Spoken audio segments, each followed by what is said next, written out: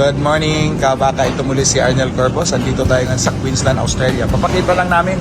Dito ako unang nagtrabaho. Ito, kunting hagip lang sa camera. Oh. Yan yung unang kasama ko dito, 2006, no? Ako naman 2004, dito na ako. Papakita lang namin sa inyo yung sorghum, no? Shoutout kay Sek Manny. Sir, ito yung gagawin nyo, sir, pag ginawa nyo yung sorghum. Ayan, sir, oh. Steam flake sorghum, sir.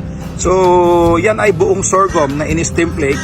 At ayan po yung kanilang stockpile. So ito pa rin mga 30% ng diet. 36% ng diet ay sorghum. At ito naman po, sir, yung kanilang wheat. Steam flake wheat. Kung titingnan nyo, pwede na magdala ng gatas rito. At kumain yan. Ayan, oh, kita ninyo. So ang ganda. So ayan. Ito pa rin ilang percent kayo dito? So mga 30% din dito. And then, ito yung kanilang cotton seeds. Ayan. So, hindi ko alam kung ilang percent sila. Pero, ilan? 5% yan.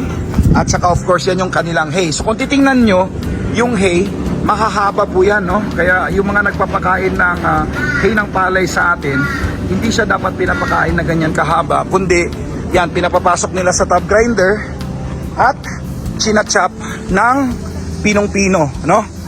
Ito yung kanyang chopping. Ayan, pakita natin. So, up close and personal. At ito naman yung kanilang silage, no? So, tingnan natin tong silage nila. Ayan.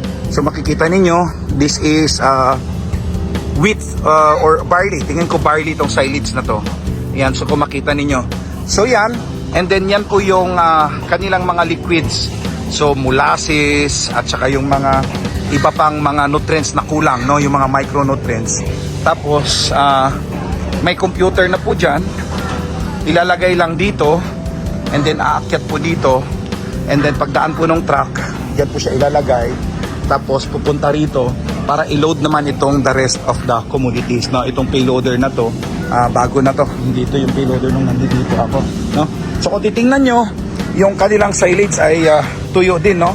Nasa 35% po dry matter nito. So yan po yung buong process dito, no? Very simple, hindi siya complicated. Pero ang talagang isang highlight nito ay itong sorghum, no? Na ina-introduce nga ngayon ni Kuyang Manny Piñol. At yan po itong sorghum na to, pag hindi po natin in-steam flake ito, ay buo pa rin yung sorghum. Pagkain ng baka, buo pa rin nalalabas sa kanyang puwetan, no? Kaya importante ito na maluto. So, steam flaking ang tawag nito. At ito nga ang ganda, no? Filipino lang ang malakas when it comes to milling sorghum kasi yung mga puti dyan ayaw na ayaw kasi pag na-overcook mo itong sorghum ay didikit sa iyong roller at hindi mo na siya mapapalabas. So, imagine guys, 8 years pa ako nagtrabaho dito, no?